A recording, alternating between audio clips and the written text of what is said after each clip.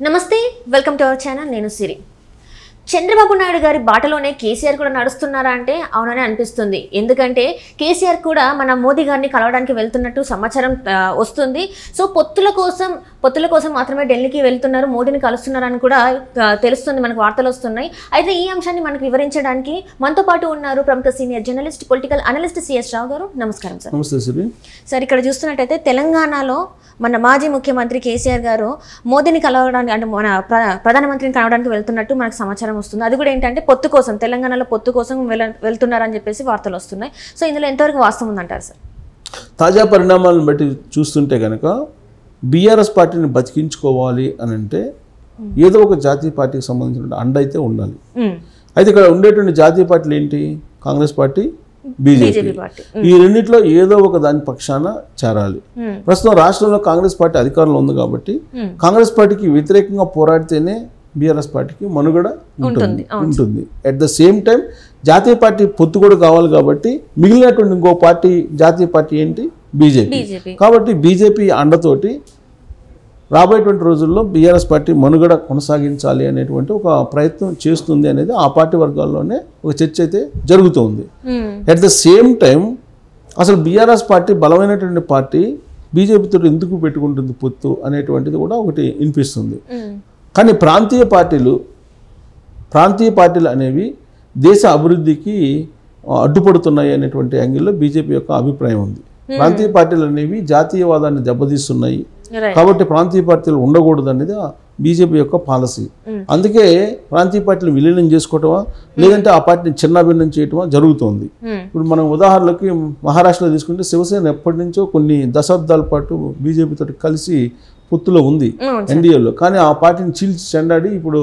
అసలు ఉద్ధవ్ థాకరే నుంచి తీసేసింది థాకరే నుంచి అసలు ఆ పార్టీ పోయింది ఇప్పుడు అక్కడ ఏక్నాథ్ షిండే ఆధ్వర్యంలోకి వెళ్ళిపోయింది సో ఆ పార్టీని చిన్నాభిన్నం చేసేసింది ఇక్కడ ఎన్సీపీ ఉంది అదే మహారాష్ట్రలోనే ఎన్సీపీ పరిస్థితి కూడా అలానే ఉంది సో కాబట్టి ప్రాంతీయ పార్టీలను బతకనివ్వకూడదు అనేటువంటిది ఒక కాన్సెప్ట్ బీజేపీ దగ్గర ఉంది దాంట్లో భాగంగా తమిళనాడు కానీ ఆంధ్రప్రదేశ్లో కానీ లేదా తెలంగాణలో కానీ దక్షిణ భారతదేశంలో ప్రధానంగా ఈ ప్రాంతీయ పార్టీలు అనేది చాలా బలంగా ఉన్నాయి వీటిని బతకనివ్వకూడదు అనేటువంటి కాన్సెప్ట్లో బీజేపీ ఓవరాల్గా జాతీయ స్థాయిలో ఉండేటువంటి నేతల యొక్క ఆలోచనగా చెప్తూ ఉంటారు బీజేపీ వాళ్ళు సో దాంట్లో భాగంగా ఇప్పుడు బీఆర్ఎస్ పార్టీ మొన్నటి వరకు అధికారంలో ఉంది సెంటిమెంట్ తోటి అధికారం చలాయించింది 10 సంవత్సరాల పాటు సో ఆ సెంటిమెంట్ పోయింది 10 సంవత్సరాల పాటు క్యారీ చేసినటువంటి వ్యతిరేకత అంతా కూడా ఇప్పుడు బీఆర్ఎస్ పార్టీని వెంటాడుతూ ఉంది ఒకప్పుడు టీఆర్ఎస్ పార్టీగా ఉన్నటువంటి దాన్ని బీఆర్ఎస్ పార్టీగా మార్చి దేశ్కి నేత అంటే ప్రధానమంత్రికి పోటీగా ప్రధానమంత్రికి ఏం తెలియదు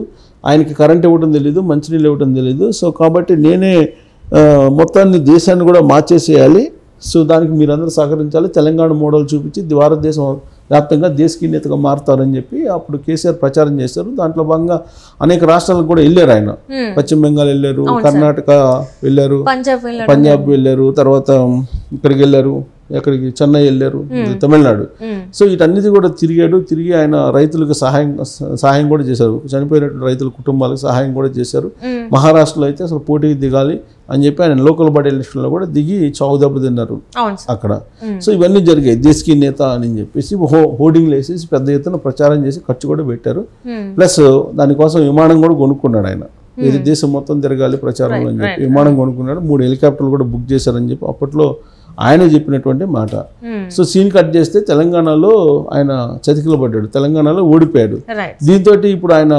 తెలంగాణలో పార్టీని బతికించుకోవాలా లేదంటే దేశకి నేత కావాలా అనేటువంటి ప్రశ్న ఉదయించినప్పుడు అసలు తెలంగాణలో లేనప్పుడు మీకు ఇతర రాష్ట్రాల్లో ఉండేటువంటి ముఖ్యమంత్రులు అసలు ఎందుకు లెక్క పెట్టరు కదా అది సాక్షాత్తు చంద్రబాబు నాయుడు ద్వారానే ప్రత్యక్షంగా చూశాడు ఆయన ఎందుకు చంద్రబాబు నాయుడు అధికారం నుంచి కోల్పోయిన తర్వాత 2019లో చంద్రబాబు నాయుడు పరిస్థితి ఏంది రాజకీయంగా అనేది మనం ప్రత్యక్షంగా కేసీఆర్ చూశాడు ప్లస్ ఆయన జైల్లో రాజమండ్రి సెంట్రల్ జైలు కూడా చంద్రబాబు నాయుడు పంపించినప్పుడు ఏం జరిగింది అనేది కూడా కేసీఆర్కి తెలుసు ఆ రోజు చంద్రబాబు నాయుడు జైలు పంపించినప్పుడు పరోక్షంగా కేసీఆర్ అలాగే బీఆర్ఎస్ పార్టీ సంబంధించినటువంటి వాళ్ళు జగన్మోహన్ రెడ్డికి సపోర్ట్ చేశారు మద్దతు పలికారు మద్దతు పలకడంతో పాటు కేటీఆర్ భలే సినిమా చూపించావు బ్రదర్ అని అంటూ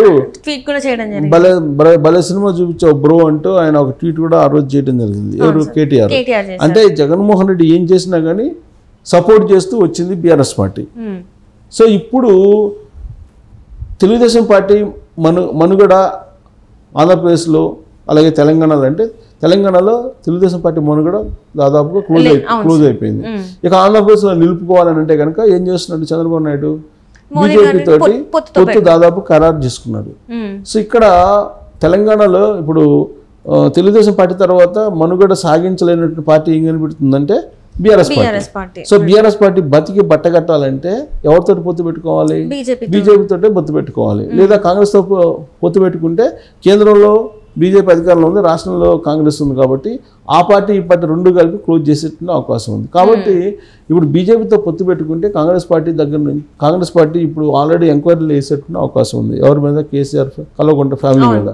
సో ఈ కేసులన్నీ ఎదుర్కోవాల్సి వస్తుంది. సో ఇలాంటివన్నీ లేకుండా ఒకసారి కనుక బీజేపీలో చెప్తే కేంద్ర ప్రభుత్వం యొక్క అండ ఉంటుంది కాబట్టి ఈ కేసుల నుంచి తప్పించుకోవచ్చు అనేది ఒక ఆలోచన.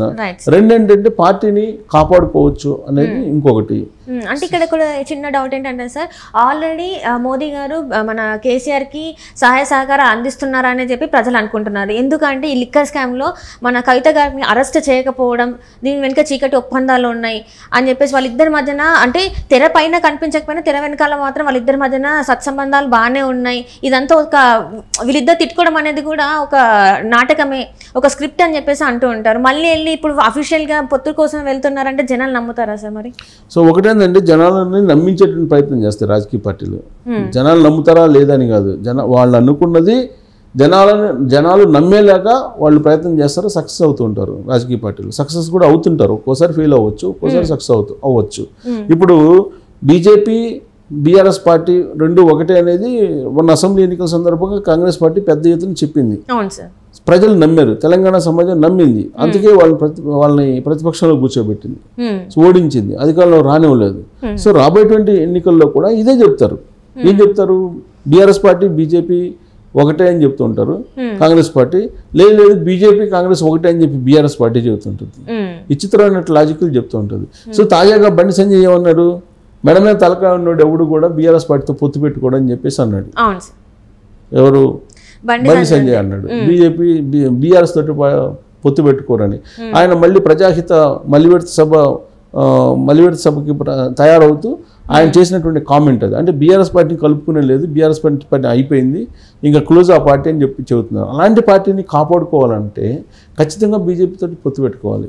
కేసీఆర్ యొక్క రాజకీయ చరిత్రను చూస్తూ 2001లో టీఆర్ఎస్ పార్టీ పెట్టినటువంటి కేసీఆర్ అన్ని పార్టీలతో తెలుగు రాష్ట్రంలో ఉండేటువంటి అన్ని పార్టీలతో పొత్తు పెట్టుకున్నాడు. ఆయన పొత్తు పెట్టుకుని టీఆర్ఎస్ పార్టీని బతికించుకోగలిగాడు. అదే తరహాలో ఇప్పుడు బీఆర్ఎస్ పార్టీని కూడా బతికించుకోవాలి అని అంటే డెఫినెట్గా జాతీయ పార్టీగా ఉన్నటువంటి బీజేపీ తోటి పొత్తు అవసరం అని చెప్పి ఆయన సహజంగా భావిస్తూ ఉంటారు. ఎందుకంటే సీనియర్ మోస్ట్ పొలిటీషియన్, ఆయనకి తెలియని అంశం అయితే ఏమీ ఉండదు. కాబట్టి ఇప్పుడు పొత్తు పెట్టుకొని వెళ్ళాలి అనివార్యంగా అనేది ఆలోచిస్తూ ఉన్నారు.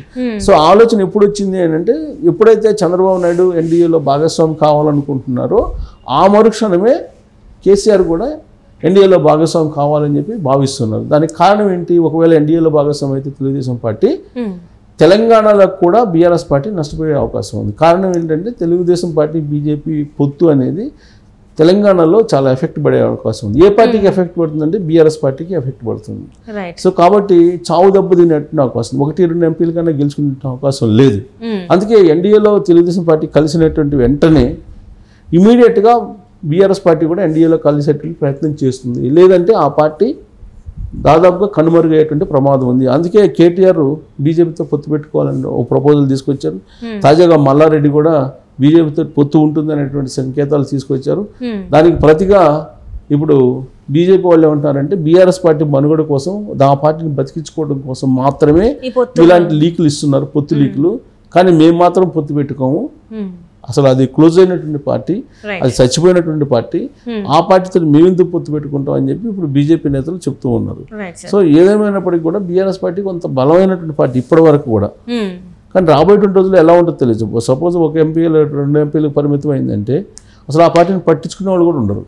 సో అలాంటి పరిస్థితి లేకుండా ఉండాలంటే బీజేపీతో పొత్తు ఒకటే అనివార్యం. సో ఆ దిశగా అడుగులు వేస్తూ ఉన్నారు. చంద్రబాబు నాయుడు అడిగేశారు కాబట్టి ఖచ్చితంగా అడిగేసే అవకాశం ఉంది. సో వీళ్ళిద్దరు గురు శిష్యులు. చంద్రబాబు నాయుడు దగ్గర కేసీఆర్ క్యాబినెట్లో పనిచేశారు. సమకాలీన పొలిటికల్ లీడర్స్ అని చెప్తూ ఉంటాడు కేసీఆర్. కానీ చంద్రబాబు నాయుడు ఒక గురువుగానే భావిస్తూ ఉంటాడు. కాబట్టి గురువు వెళ్ళినటువంటి బాటలోనే ఇప్పుడు శిష్యుడు కూడా వెళ్ళేటువంటి అవకాశం కనిపిస్తుంది.